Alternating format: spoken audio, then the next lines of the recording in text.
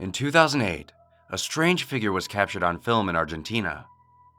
Jose Alvarez, who filmed the creature, told newspapers that they captured the creature on film while larking about their hometown in the province of Salta. He said, "We were chatting about our last fishing trip. It was 1 in the morning. I began to film a bit on my mobile phone while the others were chatting and joking about. Suddenly, we heard something, a strange noise as if someone was throwing stones. We looked around and saw that the grass was moving. At first, we thought it was a dog, but instead, we saw this gnome-like figure begin to emerge. We were terrified." Other locals of the area have since come forward to say they too have spotted the gnome, and the town has been covered in a blanket of fear ever since the first sighting.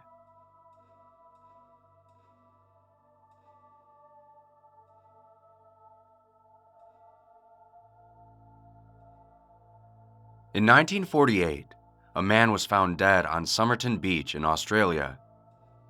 He was carrying no identification, and there was no dental record match. The autopsy suggested that he was poisoned, except for the fact that no traces were found. Then, to complicate the mystery, 4 months after the body was found, an expert was brought in to examine the body. He discovered a small pocket sewn into the waistband of the corpse's pants. Inside the pocket was a small piece of paper that read, "Tamam Shud." These are the last words of the poetry collection The Rubaiyat of Omar Khayyam, and they translate to, "It is completed." The scrap of paper had been torn from a copy of a book that was in a vehicle near the beach. The book held the phone number of a nurse and a coded message that the police could not solve. The nurse told the police she had given the book to a man named Albert Boxall. They thought they had the identity of the dead man until Boxall appeared alive. And get this, he still had the book the nurse had given him, with the last 2 words still in it, not torn out. The case still remains unsolved.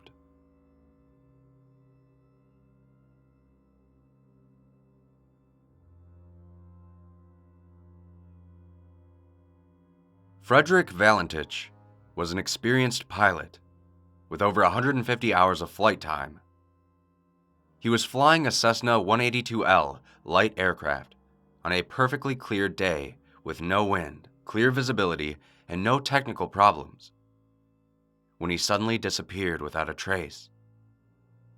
A search and rescue mission was sent out only minutes after the plane disappeared from radar.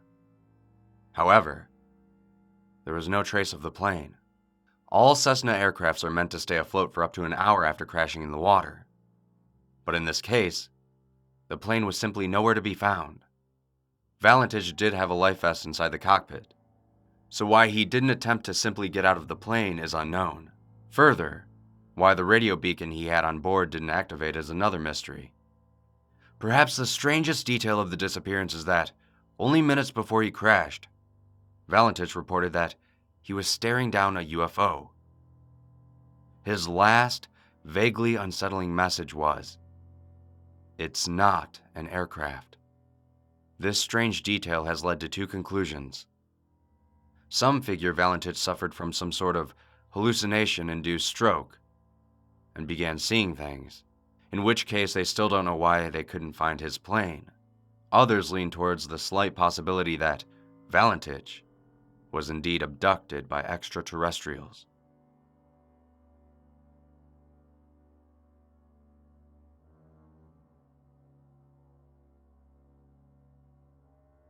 The Mary Celeste was launched in 1860 out of Nova Scotia and was approximately 103 feet from bow to stern. What is interesting about the ship is that it seems to have been cursed right out of the shipyard. It had several accidents during construction and on board, and was sold dozens of times within the first 10 years. Eventually, the ship ended up under an American captain. The ship departed New York on November 7, 1872, with a crew of 7 as well as the captain's family. None of the people on board were ever seen again. When they say nobody was seen again, that doesn't include the ship. It is considered one of the most mysterious maritime disappearances of all time, because all the crew and the family members simply vanished, while the ship remained. Nothing on board was missing. All the cargo and valuables were accounted for, and there was no sign of a struggle. The ship had months' worth of food and water, and nothing seemed out of place. Explanations range from underwater earthquakes to alcohol-induced hallucinations. Presumably, something scared all of the sailors into the ship's lifeboats.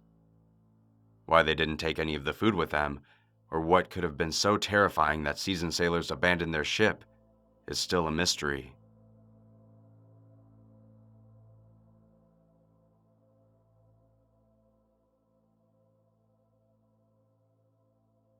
February 8th, 1855. After a light snowfall, a series of hoof-like marks appeared in the snow. These footprints, measuring 1 to 2.5 inches wide and 8 inches apart, continued throughout the countryside for over a total of 100 miles. And although veering at various points, for the greater part of the course, followed straight lines.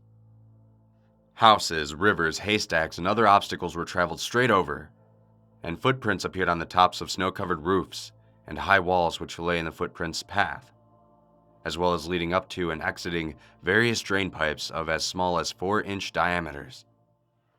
There were also attendant rumors about sightings of a devil-like figure in the Devon area during the incident. Many townspeople armed themselves and attempted to track down the creature responsible, without success. To this day, the footprints still remain a mystery.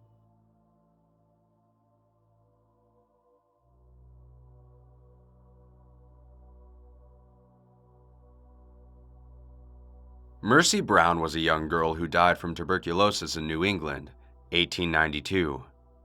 She was exhumed along with her mother and sister who had also died from the disease in 1892, when her father was told that a sinister spirit may be at work on his family.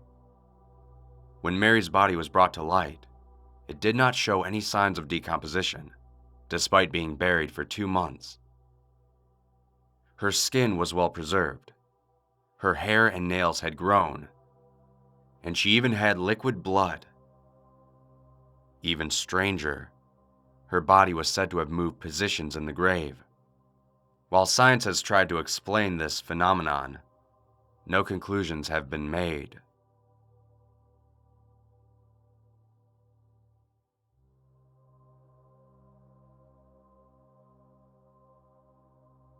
Out of all of the stories of mysterious deaths and disappearances at sea, the story of the SS Ourang Medan is one of the most chilling.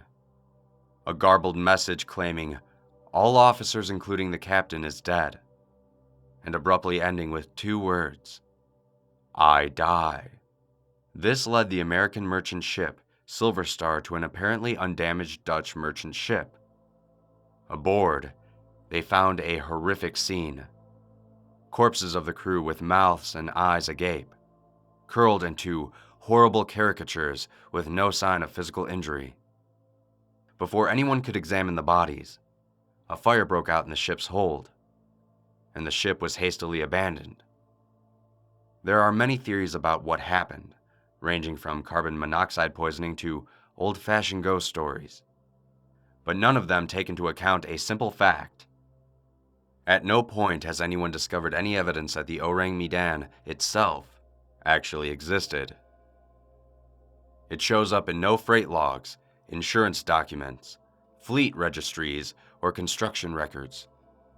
And some sources can't even agree on whether the ship was actually Dutch or Indonesian.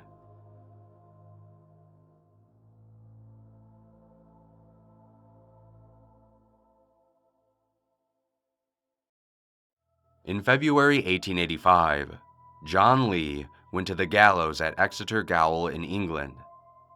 He had been convicted of the murder of Emma Keyes at Babbacombe Bay, South Devon, and sentenced to hang. Through an astonishing series of events, the condemned man was saved from judicial hanging and eventually became free. When the time came, John Lee mounted the scaffold. The executioner adjusted the noose around his neck. But when the lever was pulled, the trapdoor failed to open. John waited while the executioner tested the mechanism, which seemed to work. For a second time, the rope was put around John's neck. And again, the trapdoor did not open. The mechanism was tested by multiple workmen and found to be in working order, so a third attempt to hang John was made. For the final time, the trapdoor malfunctioned, and John was taken back to his cell. Later, his sentence was commuted to life in prison. He served 22 years and was released in 1907, already a legend as the man they could not hang. Divine intervention or simple mechanical failure? You'd have to decide for yourself.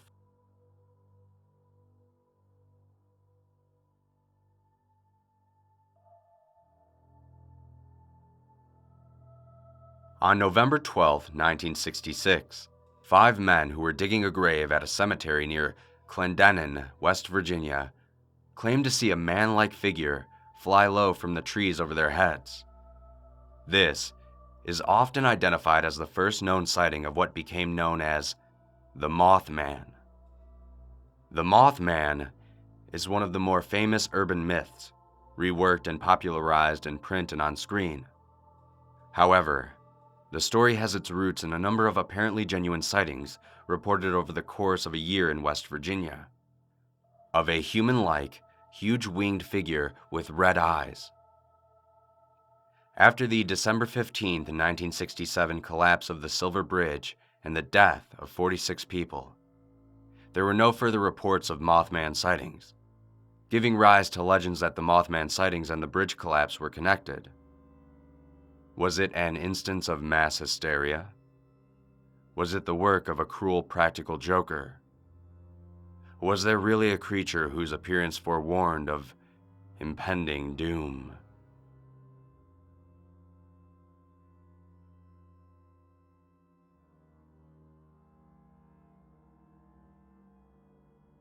The experiment was allegedly based on an aspect of some unified field theory, a term coined by Albert Einstein to describe a class of potential theories. Such theories would aim to describe mathematically and physically the interrelated nature of the forces that comprised electromagnetic radiation and gravity. In other words, uniting the fields of electromagnetism and gravity into a single field. According to some accounts, unspecified researchers thought that some version of this field would enable using large electrical generators to bend light around an object via refraction, so that the object became completely invisible. The Navy regarded this of military value and, by the same accounts, it sponsored the experiment. There are no reliable, attributable accounts, but in some accounts of the experiment, the USS Eldridge was fitted with the required equipment at the Philadelphia Naval Shipyard. Testing began in the summer of 1943, and it was supposedly successful to a limited extent. One test allegedly resulted in the Eldridge being rendered nearly invisible, with some witnesses reporting a greenish fog appearing in its place. Crew members supposedly complained of severe nausea afterwards. Also reportedly, when the ship reappeared, some sailors were fused to the metal structures of the ship, including one sailor who ended up on a deck level below that where he began, and had his hand embedded in the steel hull of the ship, as well as some of the sailors who went completely insane. At that point, the experiment was altered at the request of the Navy, with the new objective being solely to render the USS Eldridge invisible only to radar. None of these allegations have been independently substantiated. The conjecture then alleges that the equipment was not properly recalibrated. In spite of this, the experiment was repeated on October 28, 1943. This time, the Eldridge not only became invisible, but she disappeared from the area in a flash of blue light and teleported to Norfolk, Virginia, over 200 miles away. It is claimed that the Eldridge sat for some time in the view of men aboard the ship SS Andrew Furuseth, whereupon the Eldritch vanished and then reappeared in Philadelphia at the site it had originally occupied. Many versions of the tale include descriptions of serious side effects for the crew. Some crew members were said to have been physically fused to the bulkheads, while others suffered from mental disorders. Some rematerialized inside out, and others supposedly vanished altogether. It is also claimed that the remaining crew and scientists may have been subjected to brainwashing in order to maintain the secrecy of the experiment.